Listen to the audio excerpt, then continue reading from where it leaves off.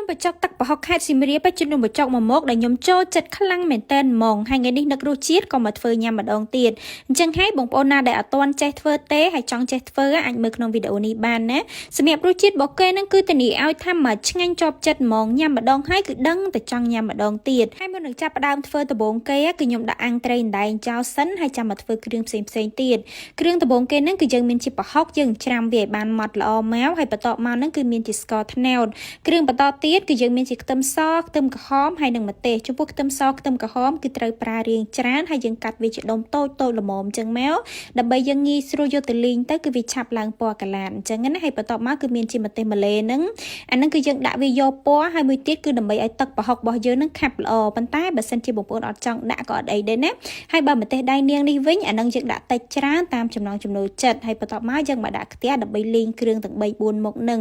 យើងដាក់ភ្លើងល្មមបានហើយបងប្អូនបើចាំដាក់ភ្លើងខ្លាំងពេកទេហើយយើងកូរមួយបានហើយបងប្អូនបើចំញាប់ដៃពេកទេណាហើយយើងកូរវាប្រហែលជាខ្ទង់ 4-5 នាទីអីទៅវាចាប់ផ្ដើមឡើងសបល់កាឡាទៅបន្ទាប់មកទុកឲ្យត្រជាក់សិនចាំយើងយកទៅកិនហើយចំពោះការកិនហ្នឹងខ្ញុំបន្ថែមទឹកបន្តិចដើម្បីឲ្យយើងកិនទៅវាឆាប់បានម៉ត់ល្អអញ្ចឹងណាហើយបងប្អូនណាដែលអត់មានម៉ាស៊ីនកិនទេអាចបុកក៏បានដែរណាគឺបានដូចគ្នាបន្ទាប់ពីកិនគ្រឿងតាំងប្រមាណមុខហ្នឹងឲ្យបានម៉ត់ល្អហើយយើងមកដាក់ខ្ទះដើម្បីធ្វើទឹកប្រហុកហ្មងដំបូងគេហ្នឹងគឺខ្ញុំដាក់ស្ករត្នោតចូលសិនហើយបើខ្ញុំបើកភ្លើងធ្វើអញ្ចឹងទៅគឺដើម្បីកុំឲ្យស្កររបស់យើងខ្លោចអញ្ចឹងណាស្ករហ្នឹងគឺខ្ញុំប្រើចំនួន1ខាំកន្លះយើងកូរវានៅលើភ្លើងឲ្យឡើងជើងក្រងសបល់វារាងកម្ៅបន្តិចបាទខ្ញុំដាក់ប្រហុកច្រាំចូលចំពោះប្រហុកនេះគឺខ្ញុំប្រើចំនួន1ខាំមកបងប្អូនមានន័យថាស្ករត្នោត1ខាំកន្លះប្រហុក1ខាំប៉ុន្តែបងប្អូនដាក់ស្មានសិនក៏បានដែរចាំយើងភ្លក់មើលថែមថយតាមក្រោយអញ្ចឹងណាយើងកូរប្រហុកជាមួយនឹងស្ករនឹងឲ្យរលាយចូលជាតិសព្វហើយចាំដាក់គ្រឿងដែលយើងបានកិនហ្នឹងបងប្អូនមានខ្ទឹមសខ្ទឹមក្រហមម្ទេសហើយនិងម្ទេសម្លេហ្នឹង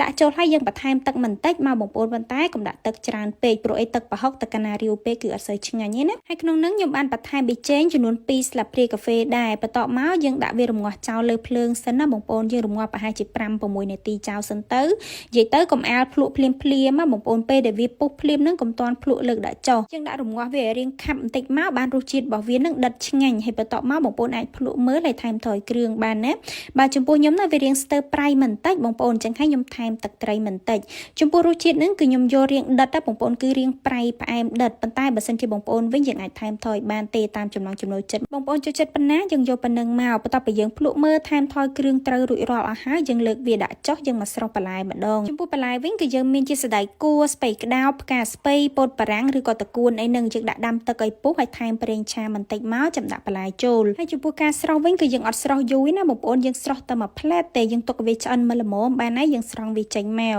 ហើយមួយទៀតគឺនំបញ្ចុកបងប្អូននំបញ្ចុកក៏ត្រូវតែស្រស់ដូចគ្នាដើម្បីឲ្យតែសៃរបស់វានឹងទន់បើសិនជាយើងអត់ស្រស់ទេវារឹងញ៉ាំអត់សូវឆ្ងាញ់ទេណាបងប្អូននិយាយទៅគឺខ្ញុំមានបទពិសោធន៍ផ្ទាល់មកបងប្អូនកាលនោះគឺខ្ញុំខ្ជិលស្រស់អញ្ចឹងណានំបញ្ចុកនឹងដល់ពេលយកមកញ៉ាំទៅរៀងរឹងអត់សូវឆ្ងាញ់ទេប៉ុន្តែបើសិនជាយើងបានស្រស់វិញនំបញ្ចុកយើងគឺឡើងទន់ឆ្ងាញ់ហ្មងហើយចំពោះការញ៉ាំវិញយើងដាក់បន្លែបានគ្រប់មុខមកបន្លែហ្នឹងគឺមានតកួនមួយមុខទៀតណាបងប្អូនប៉ុន្តែខ្ញុំអត់ចង់ញ៉ាំតកួនអញ្ចឹងហើយខ្ញុំអត់ដាក់ទេហើយជាពិសេសគឺត្រីអណ្ដែងអាំងរបស់យើងនឹងហ្មងនិយាយទៅនំបញ្ចុកទឹកប្រហុកហ្នឹងបើសិនជាអត់មានត្រីអណ្ដែងអាំងហ្នឹងគឺអត់ឆ្ងាញ់ទេបងប្អូនបន្ទាប់ពីយើងដាក់គ្រឿងក្រូចចូលរួចរាល់អស់ហើយយើងស្រូបទឹកប្រហុកចូលមកហើយចំពោះទឹកប្រហុកហ្នឹងស្រូបមកល្មមបានទេណាបងប្អូនយើងអត់ស្រូបរបៀបដូចស្លការីឬក៏ស្លខ្មែរអីយើងទេហើយបងប្អូនកុំភ្លេចថែមក្រូចឆ្មាមួយចំណិតទៀតមកដើម្បីឲ្យរសជាតិហ្នឹងកាន់តែឆ្ងាញ់ហើយចំពោះការញ៉ាំវិញបងប្អូនអាចញ៉ាំច្បល់ដូចខ្ញុំអញ្ចឹងក៏បានឬក៏បងប្អូនខ្លះទៀតគឺគាត់ញ៉ាំផ្ទាប់ជ្រលក់អញ្ចឹងណាហ្នឹងហើយបងប្អូននេះគឺនំបញ្ចុកទឹកប្រហុក